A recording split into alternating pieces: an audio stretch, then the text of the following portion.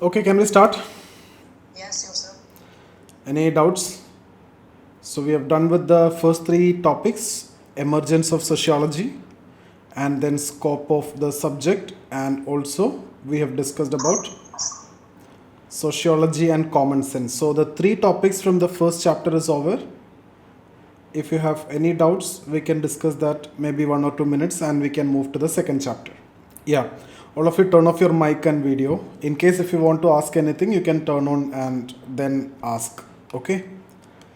So today we will be starting with this particular topic, sociology as a science. So this is from your chapter 2. Okay. The first topic, sociology as science, not A here, sociology as science. Or if A is there, still there is no problem, I'm saying.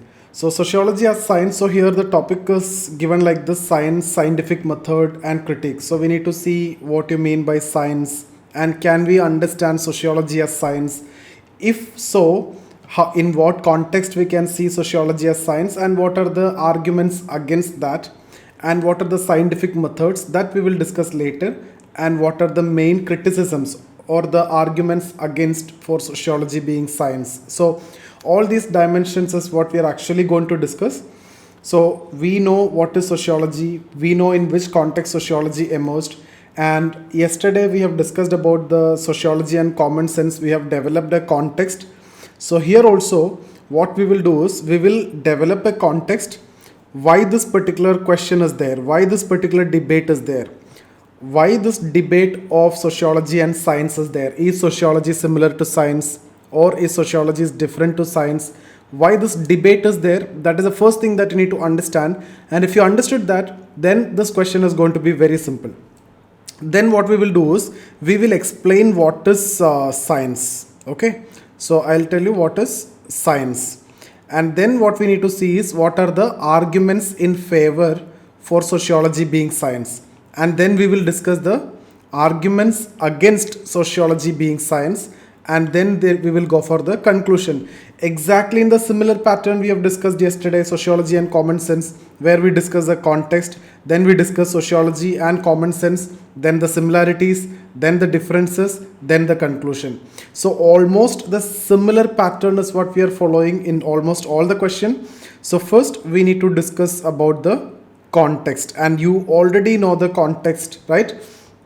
So first line what we will write, if you get any question from the first 2-3 chapters, the first line is always fixed, right? You will write the emergence of sociology. So you will write like sociology emerged in response to challenges posed before modernity in medieval Europe, right? So there we are discussing about medieval Europe, and we are talking about modernity, we are talking about the challenges, and we are also mentioning about emergence of sociology. So that single simple line is talking about everything that we have discussed in the context of emergence of sociology. So we discussed emergence of sociology, then what happened? We have discussed in the other two sessions, like since its emergence, the initial sociologist, they wanted to make it on the lines similar to natural science. Why they're stressing on natural science? Because if you need to get that initial legitimacy, sociology is relatively a very young discipline, emerged in 1838. So if you need to get that legitimacy, initial acceptance among the intellectuals, not only among the intellectuals, even among the common people, if you need to get that initial legitimacy, you need to say this is scientific. So initial sociologists wanted to make sociology very similar to natural science. Why? Mainly they were stressing on this initial legitimacy. They want to prove that sociology is also science. And if you remember, we discussed about social physics, right? So Auguste Comte or even Saint Simon even dreamt of social physics, which is similar to natural science physics. That is a science of society. So you can see initial sociologists, they were more oriented towards making sociology similar to natural science. They were so much inclined towards natural science, or people are so much obsessed with the natural science, not only the intellectuals, even the common people also. So that is why during the initial phase, the sociologist wanted to make sociology on the line similar to natural science. Okay, so in that context, what they did initially, they used the methods and perspectives directly from natural science. what all methods are used in natural science, for example, some quantitative methods, some statistical techniques, etc., which are used directly in sociology. So I hope you understood. Sociology emerged relatively a very young discipline. Initially, after the emergence, the initial sociologists wanted to make it similar to natural science. So they used methods and perspectives directly from natural science, and in this context, the debate emerged or the discussion was emerged, right? What is that? Whether sociology is science or not. Can you use the methods and perspectives which is used in science readily or exactly in the same way in sociology? So this is the context. So I hope the context is clear for you. Sociology emerged. Initial sociologists wanted to make it similar to natural science. They used the methods and perspectives from natural science. So the questions were raised. Why? On what ground? The probability, the possibility of use of scientific methods in sociology. So the question was arised whether sociology is similar to science or not, or is sociology a science? So this is a question.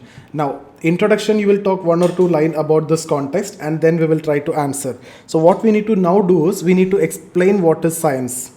Okay, so initially science is understood more in terms of a body of knowledge which conforms to two important ideals. One is, okay, my voice is clear, or is there any delay or lagging? Are we okay? Sir, a bit perfect. Okay. So initially science is understood more in terms of, a body of knowledge which conforms to the ideals of empiricism and also inductivism. What is inductivism? I have discussed yesterday. Inductivism means it is a method of theory building. I have told you before, in your +2 and all, you might have done experiments in physics lab, right? So that is actually inductive approach. What you do, you go to the lab, you measure the data on a particular investigation that you're going to conduct. So measurement of data is there, and then you will go for analysis of that data. Then you will go for interpretation of that. You may make tables, you may make charts, you may make diagrams, etc. And finally you come up with a theory, and then it will be tested also later. And once you test it, it will replicate the same result. Okay, that is what inductive approach. There is an alternate approach also, that is what you call as deductive approach, and this is what more suitable in case of social sciences. Like here, first you make a hypothesis. I've told you yesterday also this point, that suppose you are conducting a study on domestic violence. Instead of going and asking to everyone about the reasons and finally concluding, there is another approach. You make a hypothesis first, that domestic violence is because of alcoholism, and based on that hypothesis then you conduct the study. This is what deductive approach. Inductive approach means nothing, no conclusions are initially made, everything will be understood and made towards the end after collecting data, after proper analysis, and then only proper interpretation is made. So that is a difference. And in science, inductive approach is mostly, or in fact, used.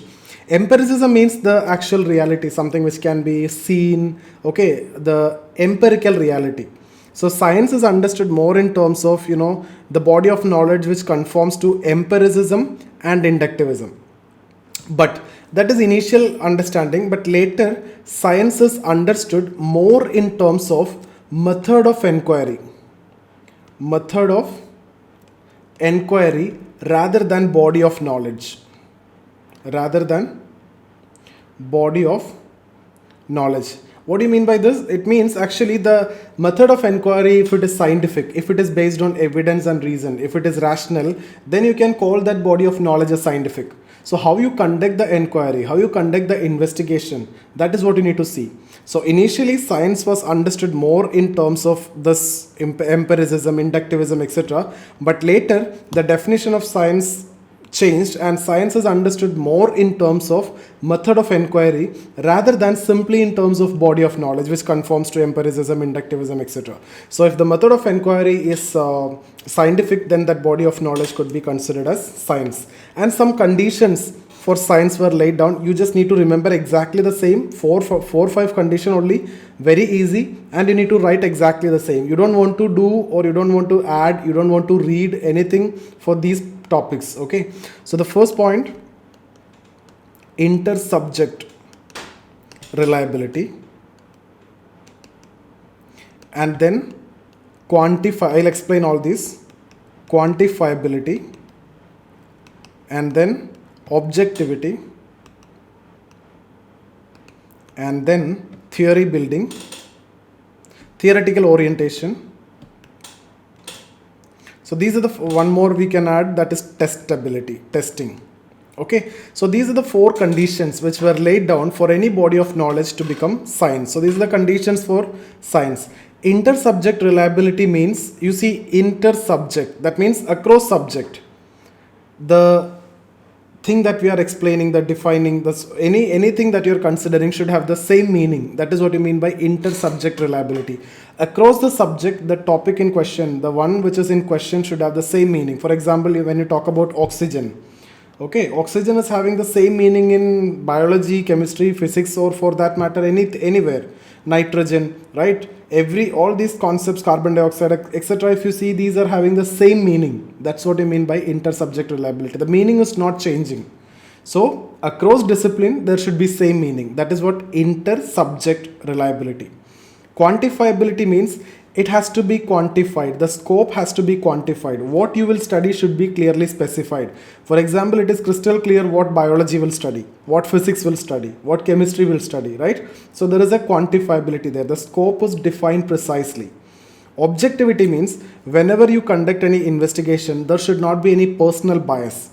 And personal bias may give different interpretations. For example, in case of natural science, there is no possibility of personal bias. But in case of social science, like I've told you that domestic violence is because of alcoholism. It may be because of personal experience. It may be because of personal bias. The actual reason may be different. But you as a researcher might be facing the problem of domestic violence, and that may be because of alcoholism. So the personal bias may come.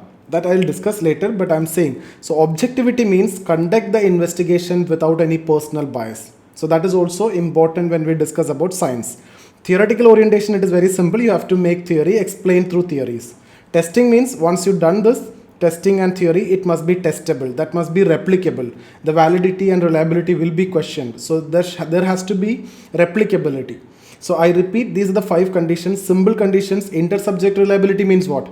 Across the subject, there should be same meaning. Quantifiability means what? The scope should be defined clearly. Objectivity means no personal biases. There has to be complete objectivity in the investigation. Theoretical orientation, theory should be there. Testing means whatever you have made theory, that has to be testable. Now what we need to see is, we explain what is science, we have discussed the conditions for science. Now we need to talk about the arguments in favor for sociology being science. So let's take one by one and we will discuss the arguments in favor. When you talk about inter-subject reliability, sociology is showing considerable amount of inter-subject reliability. For example, when you see the elements that we study in sociology, for example, family. Family is having the same meaning for all, in all subjects. If you talk about political science or public administration, or for that matter any subject, if you take, family have the same meaning, religion have the same meaning. So I'm not saying complete inter-subject reliability. What I can say, sociology is having considerable amount of inter-subject reliability. So one point is done.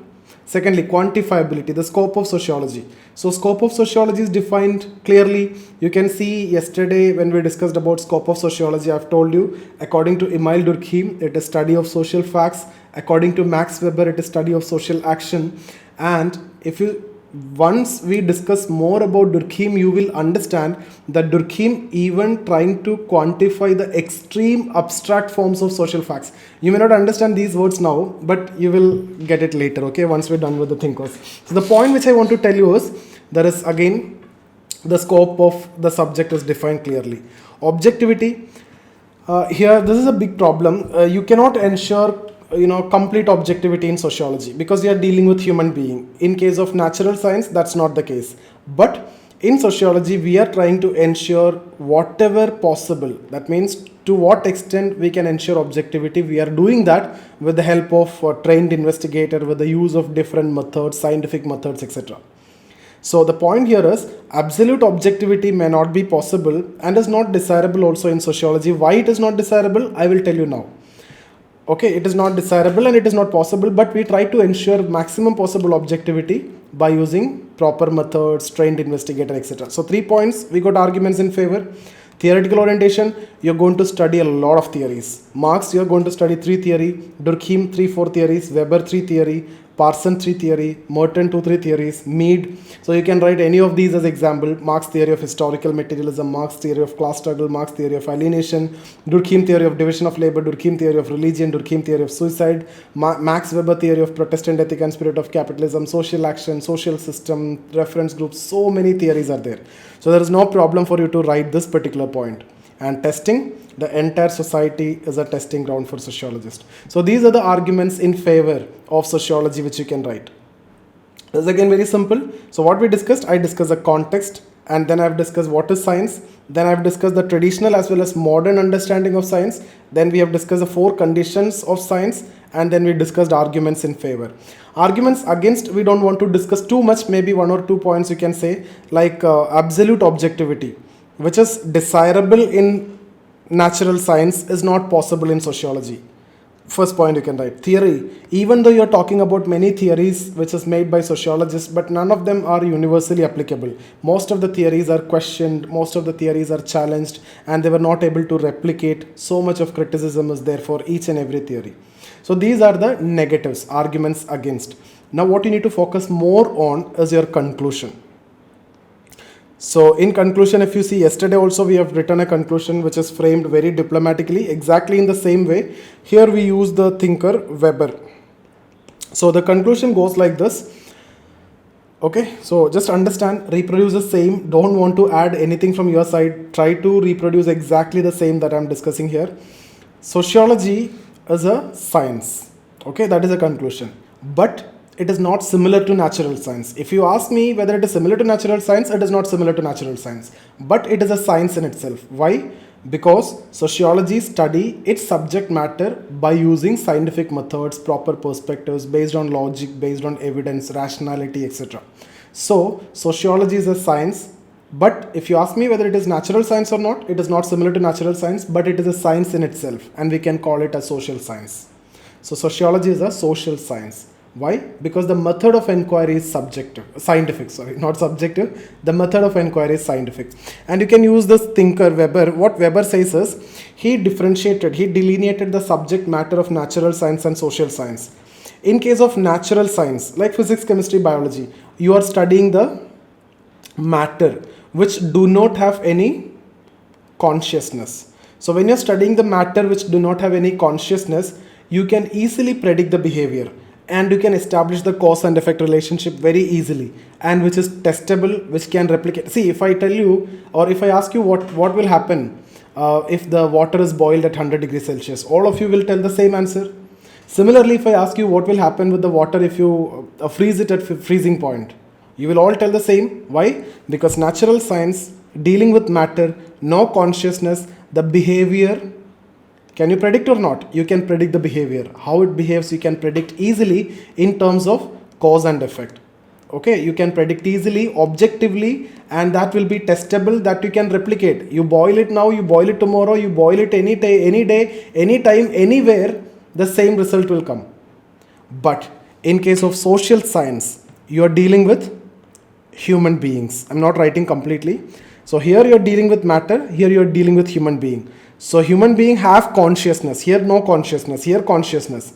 The behavior cannot be predicted easily in terms of cause and effect relationship. So can you predict? No. So that is actually the limitation. So the point here is, according to Weber, natural science deals with matter whose behavior can be predicted in terms of cause and effect relationship objectively, as they do not have consciousness. But in case of sociology or social science, it is dealing with the ultimate reducible element that you're dealing with is actually the human being whose behavior cannot be predicted, and because human beings have their own consciousness. The way you behave now and the way you behave in different day in the similar situation may be different, right? So it is not predictable. So that is actually the problem. So what is the conclusion? If you ask me whether it is similar to natural science or not, no, it is not similar to natural science, but sociology is a science. Why we can call it a science? See, if you're following this concept, empiricism and inductivism, this was the initial approach, right? If you explain in terms of this, then sociology is not science, because we are not going to study the empirical reality. Mostly we study the internal aspects like meanings, motives, emotions. So empiricism will not classify. Inductive approach, no. In sociology, mostly we follow deductive approach. We make the hypothesis first and then we conduct the investigation. So if science is based on this two, empiricism, inductivism, sociology is not science. But later I have discussed that science is based on method of inquiry rather than body of knowledge.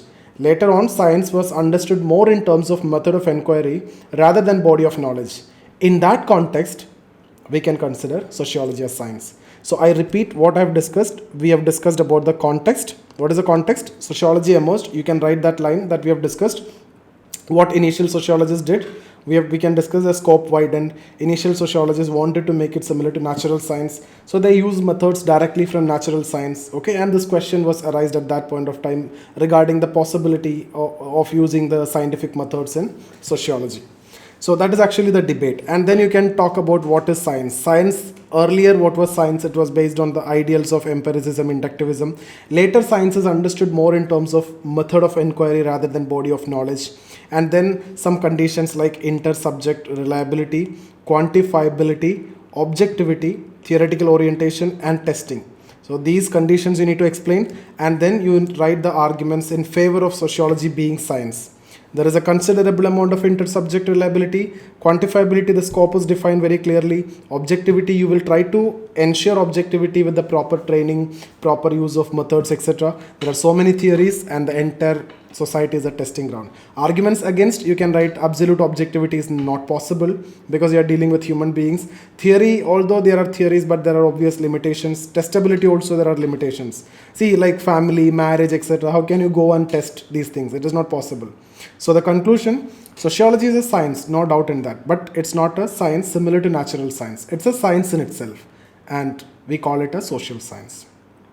Okay, you can also write Weber. According to Weber, the basic subject matter of natural science and social science is different. Natural science dealing with matter which do not have consciousness, whose behavior can be predicted easily in terms of cause and effect relationship, whereas social science is dealing with human beings whose behavior cannot be predicted easily in terms of cause and effect relationship, as they have their own consciousness and the way they behave cannot be predicted.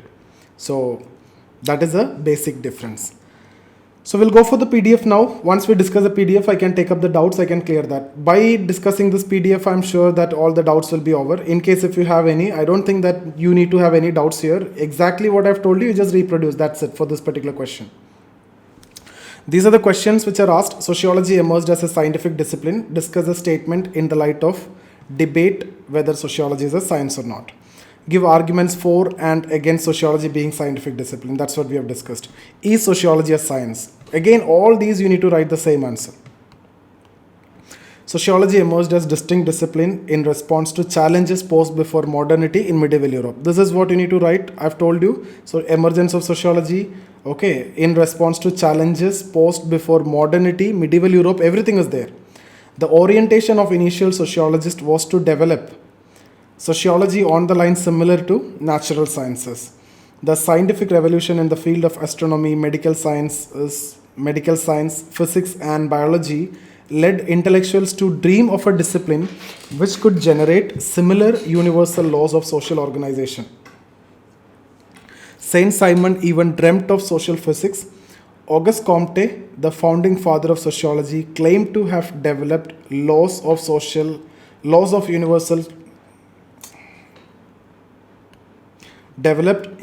laws of social organization. Okay. Similarly, Herbert Spencer's organismic analogy, we have discussed yesterday how he compared society with organism, was guided by the same assumptions. As sociology developed, questions were raised on the possibility of employing basic assumptions of natural sciences in sociology. Objections were raised on the validity of the universal law developed by the initial sociologist. This initiated a debate on the nature of sociology, that is, whether sociology is a science or not. The roots of this debate are located in the basic understanding of the term science. During 19th century, the conception of science mainly drew from natural sciences. The body of knowledge was considered as science only if it yields universal laws and conforms to the ideals of empiricism and inductivism. Subsequently, with the intellectual development, the conception of science underwent a change. Gradually, science came to be understood more in terms of method of inquiry rather than body of knowledge. This is the most important sentence. So, over a period of time, science understood more in terms of the way you study, okay, not what you study. So, here if you see empiricism and inductivism, now method of inquiry. Science has been defined as any systematic study based on evidence and reason. So, if the investigations are conducted in a reasoned manner, so that's what written here. It assumes that if the explanations are given in a logical, scientific, or reasoned manner, they must be considered as scientific. So, these are the conditions: intersubject reliability, objectivity, quantifiability, and theoretical orientation, and also testing. So, what is intersubject reliability? It means that the concepts framed by any body of knowledge should have the same meaning for different people. Across subjects, that is, a concept should be defined precisely. Objectivity, there should be possibility of undertaking investigation without any personal bias or preconception. I hope it is clear. We will discuss this actually next topic, objectivity. Quantifiability, it should be possible to observe things in a quantifiable manner. That means the scope of the subject matter should be defined very clearly. Theoretical orientation, the body of knowledge must be capable of generating theories, and the mere collection of facts cannot be called as science. There must be a possibility of generalization and also testability. Testing, that point also you can write. Now, arguments in favor. We will start with, as a body of knowledge, sociology is considered as a scientific discipline on the basis of following arguments. There is a considerable amount of intersubject reliability in the concepts framed by sociology. The concepts like family, religion, groups, etc. are defined precisely and have the same meaning for all. Okay, any doubt here? No need. Social objects or phenomena can be observed in a concrete form through proper description using case studies. Various phenomena like social groups, social institutions have been quantified clearly. Emile Durkheim, while defining the scope of sociology, tried to quantify even the extreme abstract forms of social facts in his theory of social fact. This we will discuss more in detail when we discuss about this theory, social facts. Yesterday also I have told you social facts is something which we are going to discuss in future. Okay. Third point is actually the third point related to objectivity. Although absolute objectivity is not possible in sociology, but sociology has ensured objectivity by using proper methods and training of the investigator.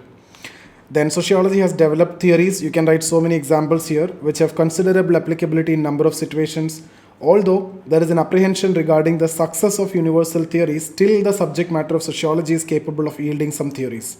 Like you are going to study so many theories. These are the same theories only I have written here: Durkheim's theory, Marx theory, Weber's theory, Mead's theory, Parson theory, Merton theory. You can write any theories as you need.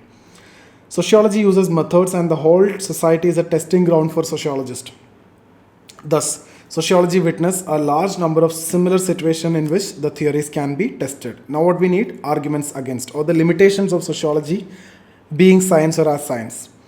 In terms of sociology being similar to natural science, there may be a number of limitations like empirical testability and universal theories.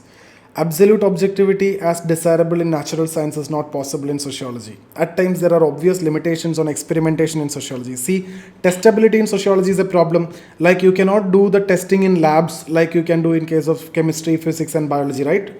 You may say that entire society is testing ground, but it is practically, is it possible? No, right? So universal theories are again questioned. Objectivity is again a big problem because personal bias will come because the human being is studying another human being, so obviously this personal bias will be there. Apart from this, sociological investigations sometimes generate controversies related to vagueness in concept, variations in social phenomena, unpredictable nature of human beings, etc. Now what should be the conclusion? So the same what I have told you, write exactly the same. Don't add anything to it. Don't remove anything from this. Just write this. Whatever I have underlined, just write this and this. These 3 points has to be there in your conclusion. You don't write any other things, it doesn't matter. But these 3 points has to be there in your conclusion. In this context, it is acknowledged that sociology is not a science similar to natural science, but it is a science in itself. And what is the difference? The difference in the nature of sociology is drawn from its basic subject matter. What is that? The ultimate reducible element of which is an individual. And you need to quote exactly the same Max Weber. According to Max Weber, natural science study matter, which is not having any consciousness, and the behavior can be predicted in terms of cause and effect. On the other hand, sociology studies human beings, the behavior of which cannot be predicted, and thus exact laws are not possible. According to him, sociology is a scientific discipline as it can study subject by using scientific methodology. One more you can write here. Thus, sociology is a social science. Moreover, famous statement by Karl Popper, either this or this, you can write. This is basically talking about the first point that we have discussed in the beginning. So that's substantiated. Famous statement by Karl Popper further proves sociology to be scientific discipline. What he says is, so science is not a body of knowledge, but method of studying a phenomena. This is what actually you have written here, no? So that's why that will substantiate. So you have written here that gradually science came to be understood more in terms of method of inquiry rather than body of knowledge.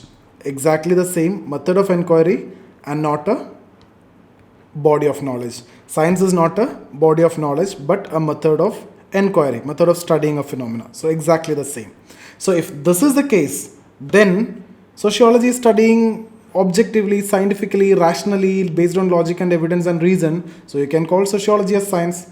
But problem is not the problem, but the fact is it is not similar to natural science. So this has to be your conclusion, and this question is over. Yeah, tell me, Puneet, what is your doubt? Any doubts we can discuss now?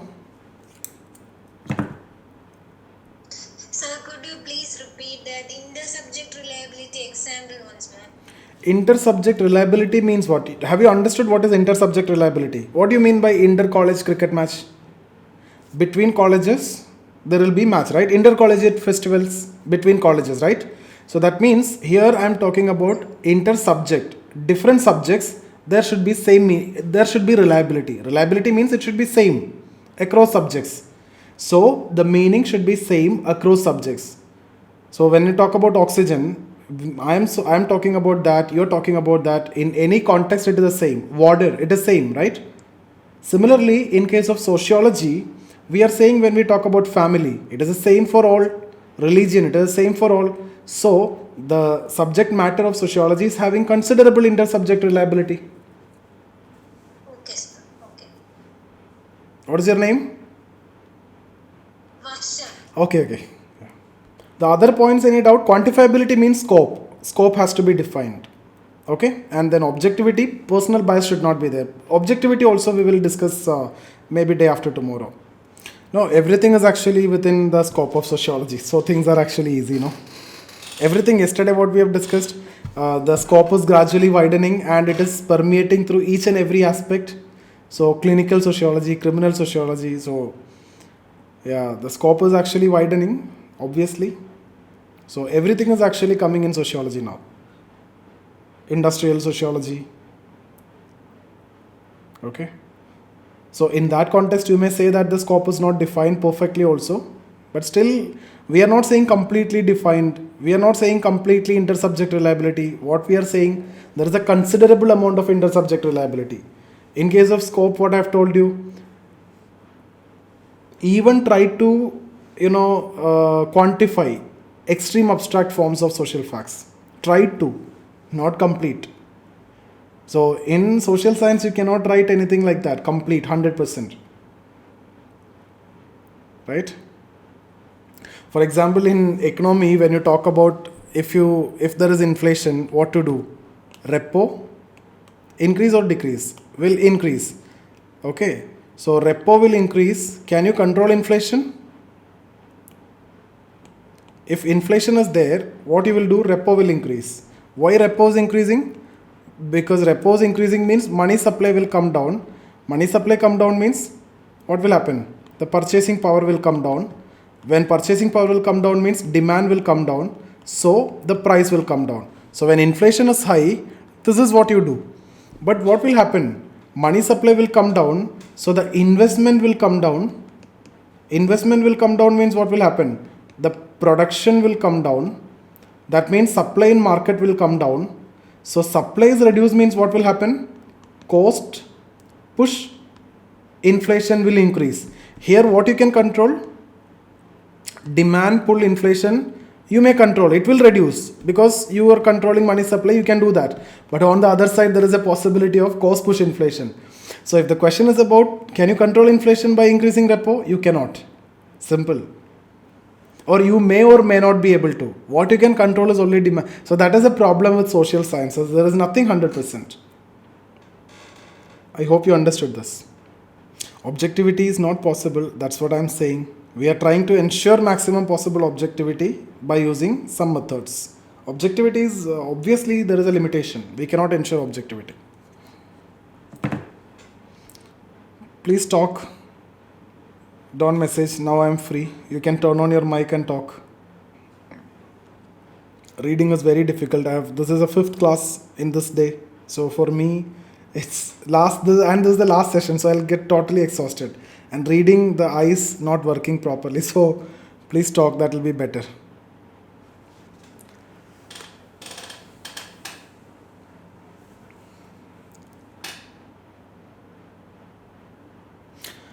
Okay, if you don't have any doubts, we can stop here. So tomorrow, no class.